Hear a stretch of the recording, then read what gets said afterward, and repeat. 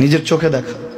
কিছুদিন আগে একটা জানাজা পড়িয়েছে, খোদার কসম করে বলছে 6:30 ইন্তেকাল করেছে। হসপিটালের বিল দেনে वाला নাই, 4-4টা সন্তান। অ্যাম্বুলেন্সে ঘরে ঘরে আসবে, 1000-1200 টাকার বিল দেনে वाला নাই। কি বুঝলেন? ক্ষণস্থায়ী দুনিয়া। মুমিনের কম থাকলেও আমি বলি, কেউ যদি এসে বলে হুজুর একটু দোয়া করেন, খুব পেরেশানিতে আছি, আমি তার হাত চুমু খেয়ে বলি তোমাকে মোবারকবাদ, আল্লাহ তোমাকে ভালোবাসে।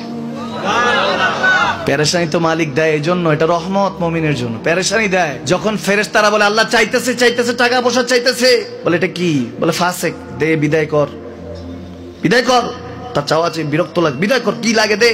আল্লাহ 10 কোটি দিয়েছে, 100 কোটি দে, বিদায় কর।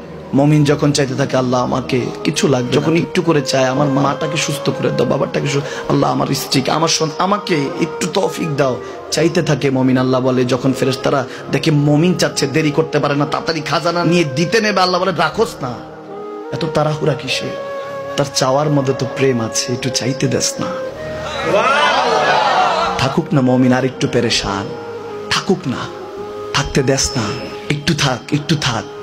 পেরেশানিতে রেখে আল্লাহ মজা নেয়, মহব্বত নেয়, মুমিনের অন্তর থেকে খুশবু নেয়।